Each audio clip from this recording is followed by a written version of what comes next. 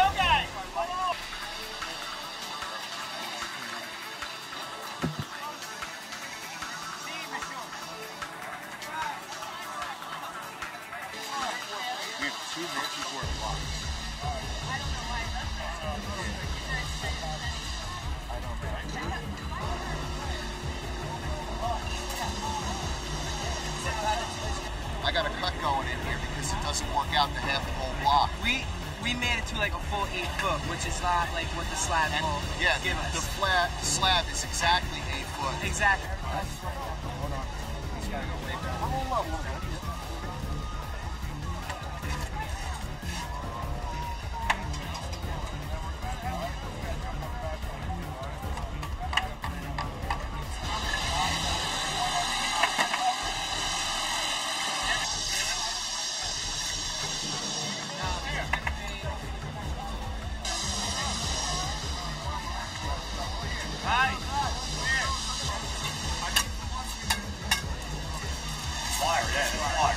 Cut out wire. What's that? Dry.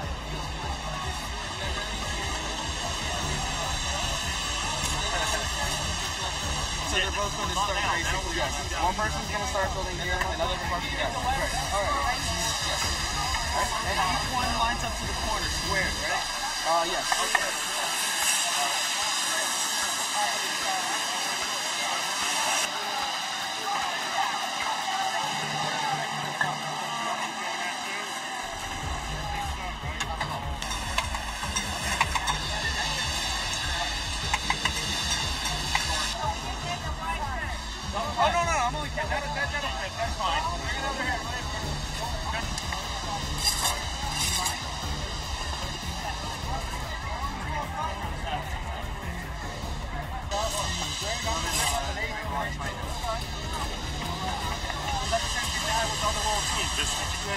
So now we just got that way. Yeah, we don't use the hat, we just turn straight. Nice. Good job, man. Look at that. Cameraman, look at that. There's another one.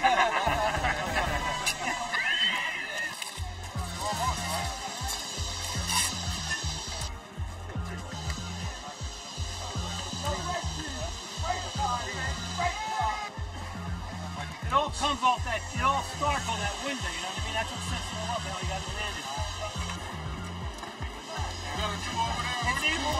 Everything's square here. Just handle it. Yeah. Now, you want? Yeah. Okay, just go back in there.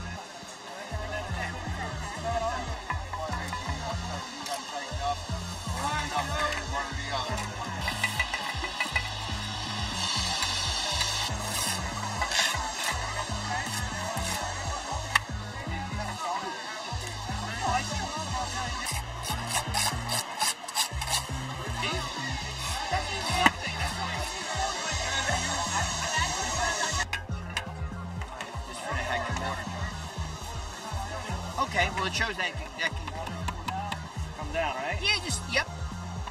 Catching up. Yeah.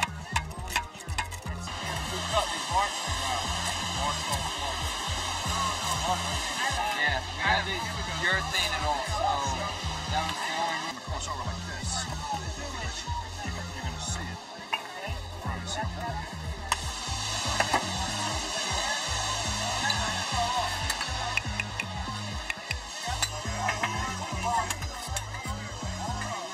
That's a time saver right there, Dan. What's that? Margin drill? Yes. Yeah.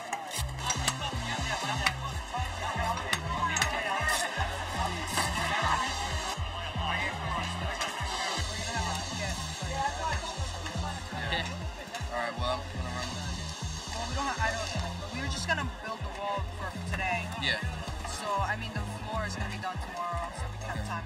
Yeah, well, that needs to be done last. That definitely needs to be done last. It's an end. It's the next stone on the top.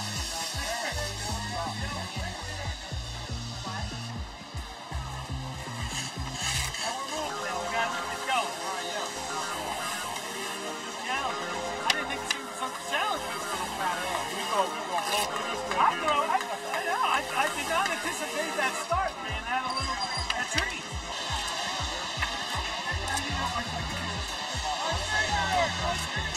You just playing. Yep. Yeah, that's all. We're on the line.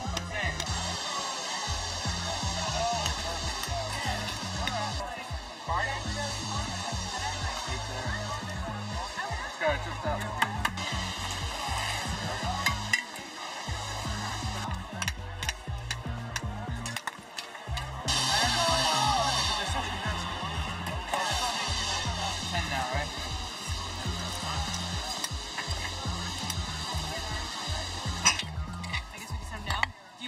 More than one type of brick, or I think we need more to choose. I feel like we should do 2 batches and then just have it down in the middle and see what it kind of does. It's going pretty good, There's a lot of cuts that we have to get made. There's a lot of pieces that we have to figure out. So that's the hardest part now. But once we get up above that course, we'll be able to go along a little bit faster. The students have done a really good job with the blueprints and numbering of the cuts and everything. So everything's running pretty smooth because of them. You know, they know what they want to build and they want what it wants to look like when it's finished, completed.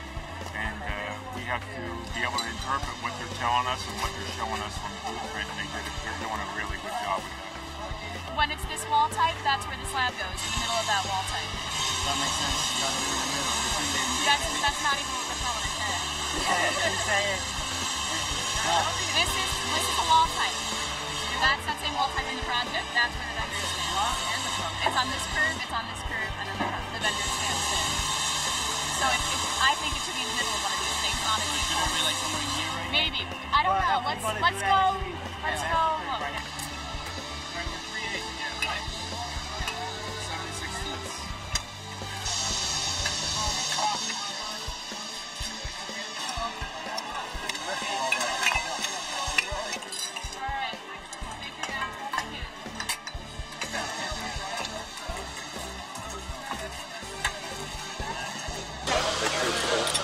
Cut the mud off, don't smear it into the wall. Okay. Cut it. Same thing here, make sure it's full, cut it off. See if that's empty, you gotta fill it. Okay. Use the joiner. Okay. Take a little of this mud you got down here and fill it like this. Okay. Got it? Got it. There you go. That's it, exactly like that. Do each one of them. instead of going around like this, go straight down, come straight up so you don't miss stuff. So you do. Okay? Right. No. When I mean strike it, go like this. Strike these, and then this one, and, work this down straight and then, down, and then work yourself up so you don't miss stuff. Okay? Try as least as possible to use the trowel. Try using a joiner. Okay. Look, you have to come this way. You have to go in with it, the mud. Don't go out or it'll always pull the end out, right? Always come in with the mud.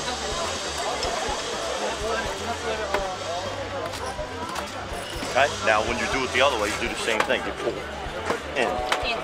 Always pull in on the corners or the mud will always fall out on you, okay? Okay.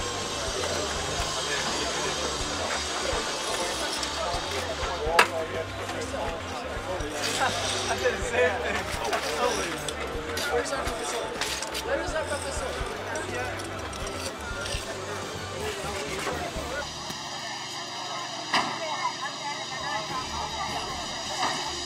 White, this is that, or like that. Regular one? So, on top of this? No, that's gonna be stone. So you're on top of your page. Oh, yeah. Well, yeah, we're working on the fifth one. It's just not that here. I already told him about that.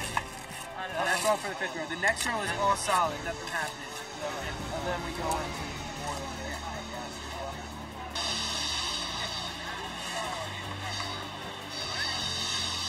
I think so. This is a good program because all the students they have to approach the space in design and architecture. The more important is approach the space.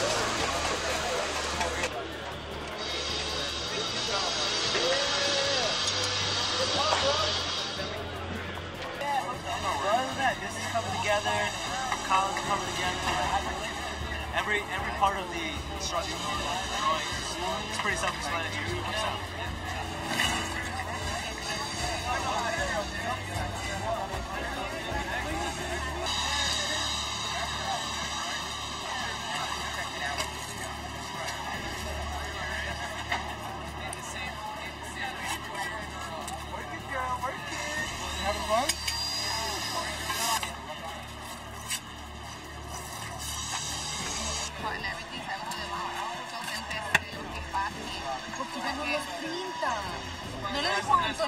The students have already, as far as I'm concerned, some sort of a perspective or reference to previous builds that has been available to them through the Kepler system that we have in the school, as well as material that we facilitate to them so that they can see what the experience is like. They use that as a reference on which they build on, and they try to improve.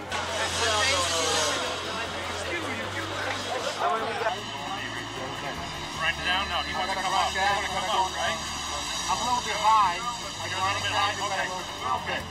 All right. You don't want to be called for the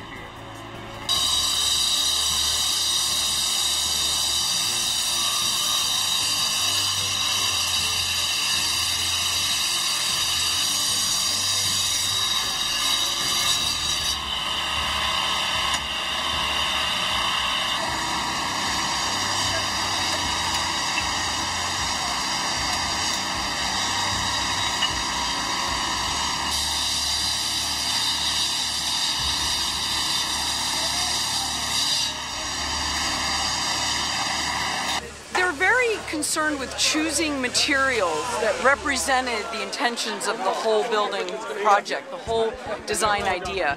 And it started with the larger scale site, and then them observing that the edge of the downtown of Paterson meets the site, as does the future park, which is the river edge, the greenscape of the Passaic River Park and the Historic District Park.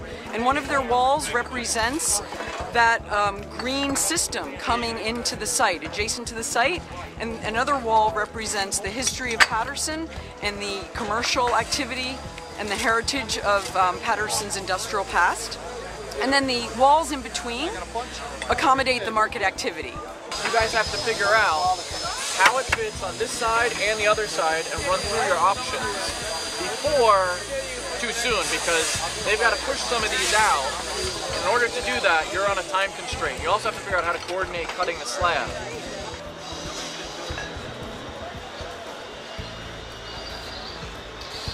We have this one.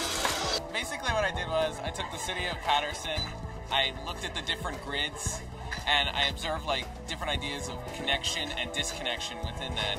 And then from there, you create this like form that's built off the road systems and everything, and it really tries to unify the city of Paterson and bring like all the different cultures together. And the ones up here are like harder. If you want, you can do it with a brush. Like this. And just like do it. Concept design starts with, you could say from one line by Louis Kahn, and that is, ask a brick what it wants to be, and it will say an arch.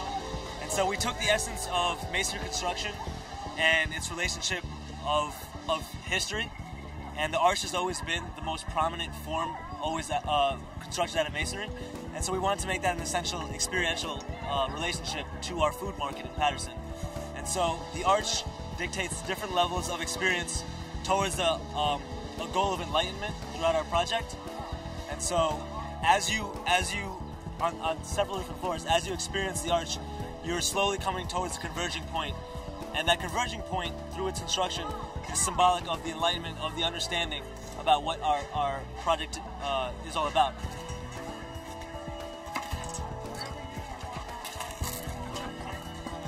We pulled elements from 3 parts of the city. There was a civic district down towards the south, and then there was a market district, and they all kind of got grouped together into a historic district. So we pulled those all into one wall, which is our city wall right here. And all these areas that are pushed out are a direct reflection of these, which are pulling out on the wall. And each one of them is going to mark like some event in the history of Paterson, whether it's a positive or negative event, but everything that's shaping the city as it is today.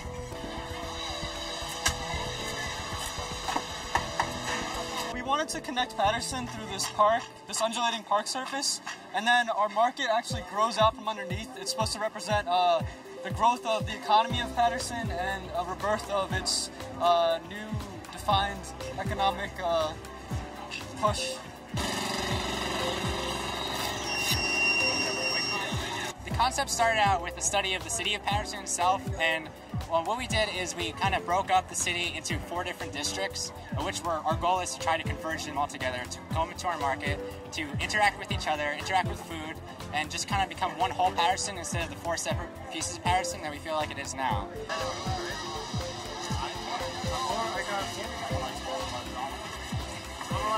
The overall concept was the reservoirs in Paterson, and the whole entire project is about interacting with the project and having social reservoirs.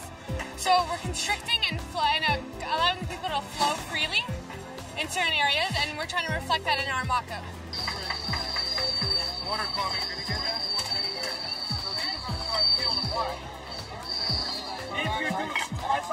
It's about community and the market and how seasonal foods can they provide a space for art exhibits and also community spaces when seasonal foods aren't in season. The wall operation, it's for... Yeah, the wall operation is all about sliding bricks to accommodate the different type of display into a wall. We're displaying the food in the wall, and that's basically is the operation, all sliding.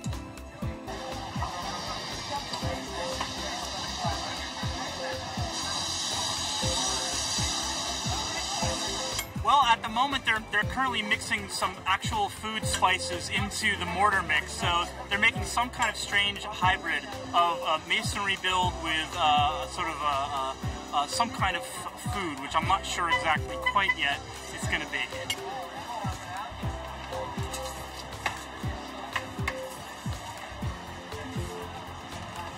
We that have been in the industry a long time tend to think in the same terms and design every day, but to see the students put their ideas down into what is reality in the field is kind of exciting. I think it's something that the students will carry with them their whole lives. We hope they do. We hope that the program could expand to more colleges across the country and with more of the unions involved, which we think would masonry industry and good for everybody involved.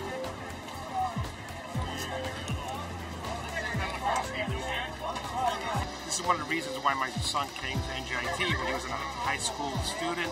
He came to open house, and we actually saw the fruits of the labor for a few years ago, and that's one of the reasons why he really wanted to come to NJIT. So he's been looking forward to this ever since he got here.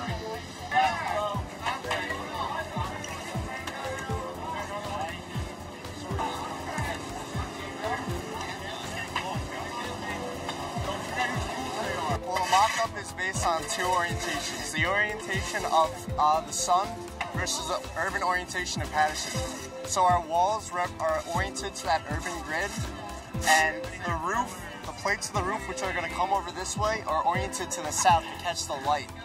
And the pavers represent the intersection of that grid. And so that's basically the base of our mock-up. And our wall, it has varying densities, and it comes from more dense to less dense here. So it kind of modulates the way that it lets light in based on the orientation of the coursing.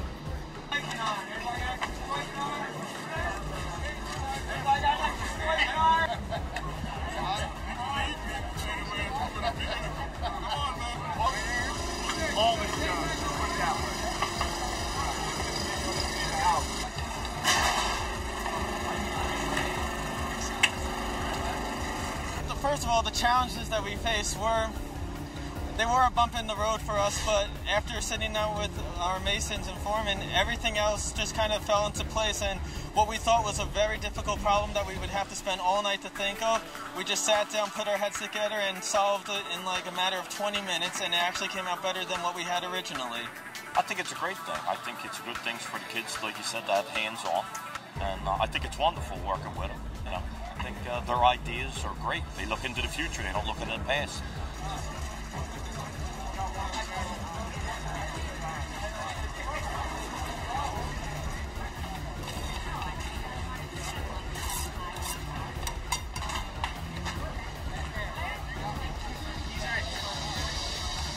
It's nearing the end of day one, and as you can see behind me, the mock-ups have made some great progress today. You know, I've been involved in this from day one, and I must say that without a doubt, this is the most energetic bunch of kids we've ever worked with. The students have been fantastic. They were way ahead of us this year. I think I arrived today at 10 of 7, and the street was packed with students already. We got a big head start, which is why you see such great progress today. But this year also, the mock-ups are more difficult and more challenging than ever. And so even with the great head start we got, I know it's a busy Sunday tomorrow.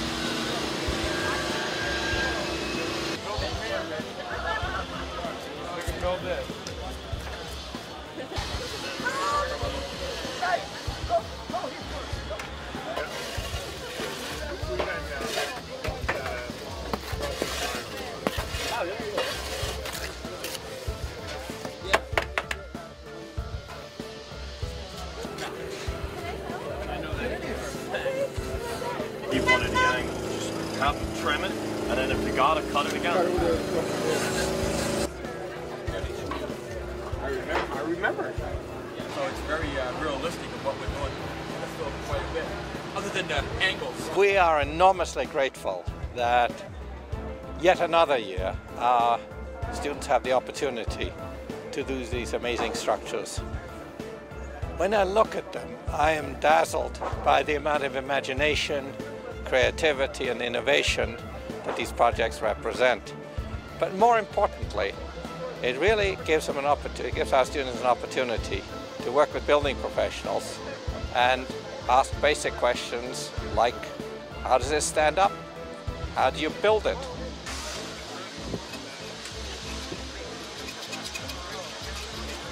The Masonry Build provides a platform for students to learn tectonic design possibilities. And by doing this, the students learn how to communicate their design ideas through the construction methodologies and the variations within the masonry wall system. This provides a structure or a framework for community values to be communicated. So for the students to be able to have this conversation between construction and their design intent, they need to learn construction, and particularly of masonry design.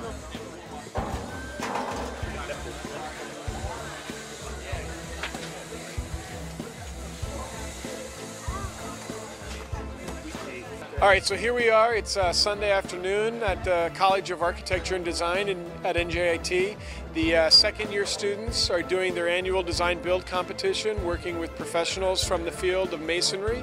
The masonry craft workers and the students have really been collaborating quite a bit this semester. It's been a lot of changes in the field, but all these changes have been for the better and have really been proving that the integration and the collaboration between design professionals and craft workers in the field make for a better build. I'm going to come and hold the torch.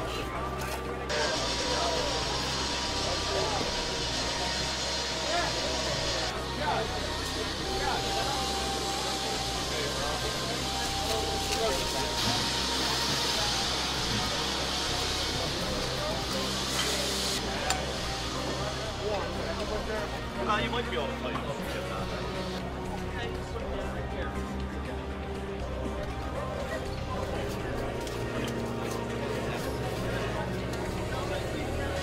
It shows that we're slicing through the entire assembly, the floor and the wall in one plane.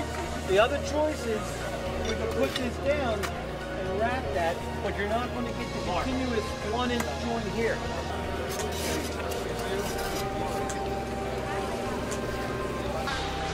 Need a thick piece? Small. Yeah.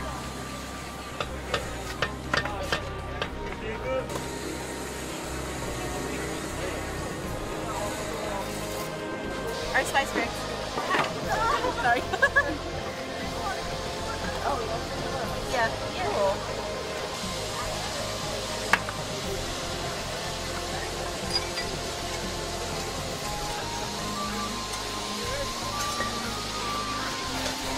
A lot of fun working with the kids. The designs they came up with were phenomenal. I mean, just look at them. It's insane. Just put it in. Open the grays up. Yeah.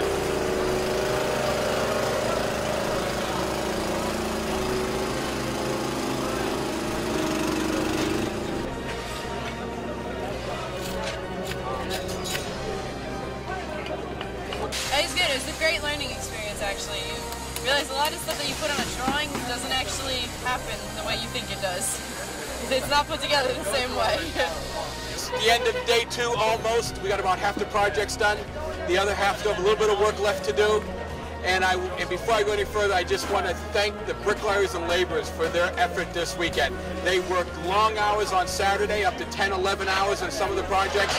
They were here again on Sunday at 7 o'clock in the morning. Here it's about 4 o'clock in the afternoon. You see everybody still here trying to finish up. And it's because of their devotion to our craft, you know, the bricklaying and masonry craft. And I just want to make sure that everybody understands the effort that these guys put in, you know, to make this event happen. Without the bricklayers and laborers, there is no event. So thank you guys very much. I appreciate it very much. Come on, students, give everybody a big hand. Let's go.